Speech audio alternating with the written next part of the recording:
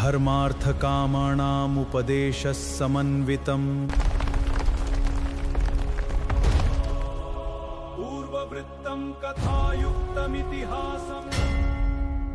Long before empires, before temples, before civilization itself, the first humans of India walked these ancient lands.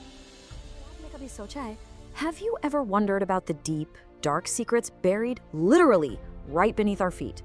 I mean, the ground you walk on every single day holds these silent whispers of our ancient ancestors. It's hiding stories of survival, of incredible innovation, and massive mysteries that stretch back millions of years. So in this explainer, we're not just reading history, we are peeling back the layers of deep time to uncover the shadows of prehistoric India. Let's get right into it.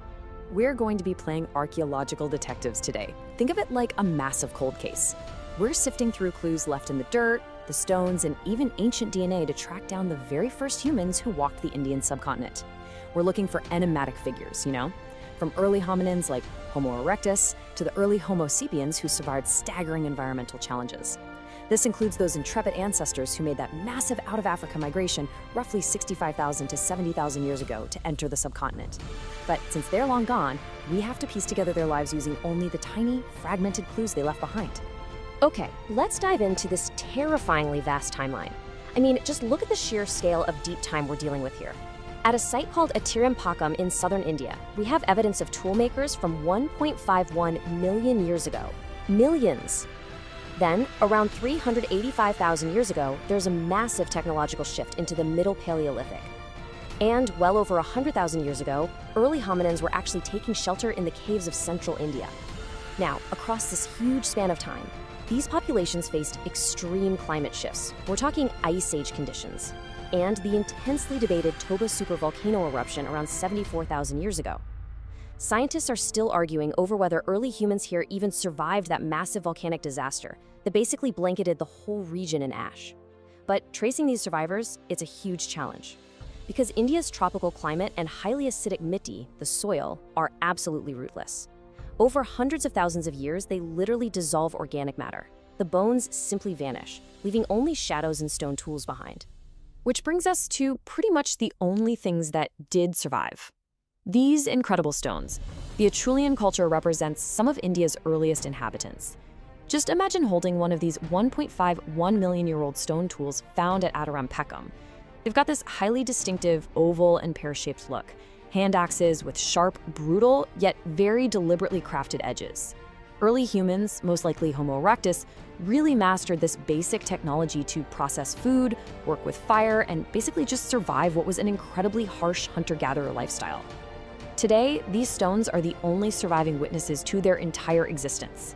And honestly, studying them is quite literally like squeezing blood from a stone. Because organic matter is so incredibly rare in India's human environment, archaeologists like Shanti Papu and Kumar Akhilesh have had to become absolute masters of analyzing the actual tool-making process itself. By carefully studying the sharp edges and the exact ways these rocks were struck, they can actually reconstruct the cognitive abilities and the daily routines of these prehistoric peoples. It's brilliant, painstaking detective work. But looking at all these millions of stone tools scattered across the subcontinent naturally leads us to a pretty glaring question. Where are the bodies, right? We have the tools, we know for a fact they were here, but the earth has just completely swallowed the bones, almost all of them.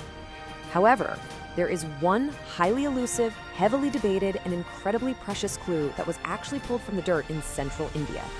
So the crucial piece of the puzzle is this specific find, the Narmada Valley skull fragment.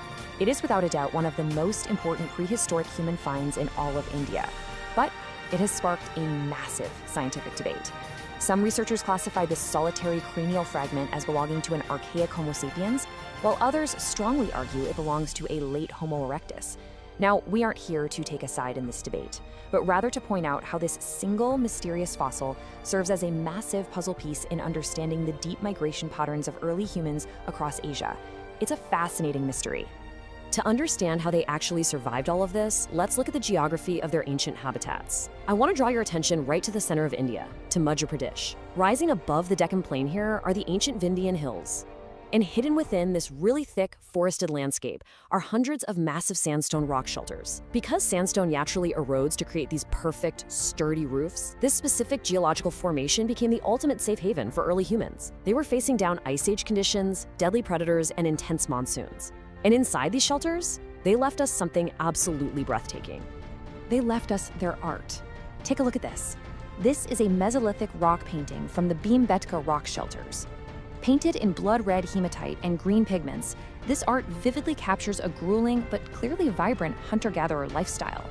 You can see these linear depictions of animals, the sun, and human figures actively wielding weapons like bows and arrows.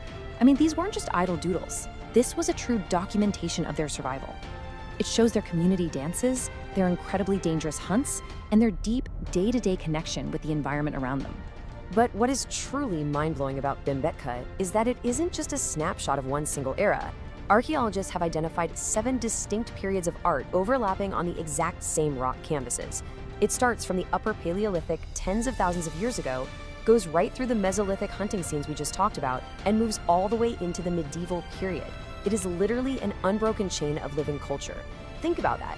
Generation after generation over thousands and thousands of years return to these exact same caves to paint their stories. Now, what's really interesting about this slide is how the art vividly shows the actual evolution of human society. We shift from those primitive hunting stick figures to these complex scenes of warriors riding heavily terrapace-on horses, wielding metal weapons like swords and shields. And the colors, prepared by mixing things like manganese, hematite, and animal fat, they have stayed completely intact through a natural chemical reaction with the rock itself. It's a flawless visual timeline of human progress. But, to truly understand who these people were and exactly where they came from, modern science is taking us far beyond stones and pigments. We are now entering the era of archaeogenomics, what we call the ancient DNA puzzle. Researchers are managing to extract incredibly deep, dark secrets from tropical petrous bones. Those are the super dense bones of the inner ear. Amazingly, even in India's harsh climate, these specific bones sometimes preserve just enough genetic material for us to start mapping out the bloodlines of these ancient populations. This genomic research has led scientists to identify 2 deep demographic boundaries: Ancestral North Indian, or ANI, and Ancestral South Indian, or ASI. By neutrally mapping these genetic markers, scientists are piecing together the incredibly complex formation of human populations across South and Central Asia. It basically helps us track the ghosts of our genetics. We're tracing footprints all the way back to those resilient humans who made the out-of-Africa migration and entered India roughly 65,000 to 70,000 years ago.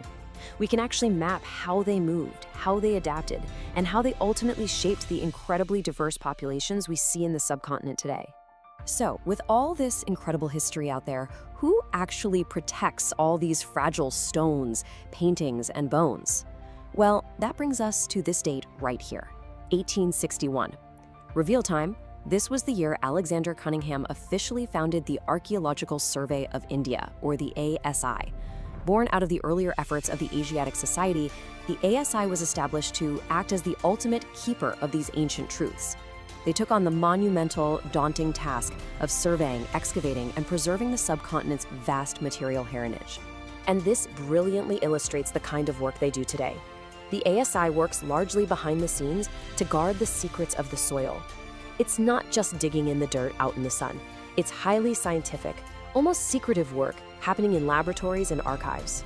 Their chemical branch works tirelessly to ameliorate natural decay, preserving delicate ancient frescoes with incredibly complex chemical treatments. Their preservation units manage strict environmental controls to save fragile paper and manuscripts. They are even meticulously digitizing rare 19th century glass plate negatives to ensure that time doesn't just erase our documented past. They are quite literally fighting a daily war against decay. But it's really important to remember that preservation isn't just about cold stones and ancient archives. As this powerful quote from the UNESCO World Heritage Dossier points out, the ASI and heritage managers are also protecting a living, breathing culture. The ancient hunting and gathering traditions depicted on the walls of Bhimbetka, they are still echoed in the lives of the local Adivasi communities, like the Gonds and Pradhans, who actually live in the buffer zones of these sites today. Their intangible heritage, their deep knowledge of the forest, and their cultural traditions are a direct, living continuation of the story that was painted on those rocks so long ago. We've tracked footprints from 1.5 million years ago, we've decoded ancient DNA, and marveled at unbroken chains of rock art. But considering the sheer vastness of the Indian subcontinent and the relentless, erasing power of its climate, it leaves us with one haunting thought. Just look at the ground outside your window. How much of our history, how many forgotten ancestors, undiscovered ancient tools, and completely lost chapters of human evolution is still buried right under our feet, just waiting in the dark to be found? To uncover more hidden stories of history, make sure to like, share, and subscribe.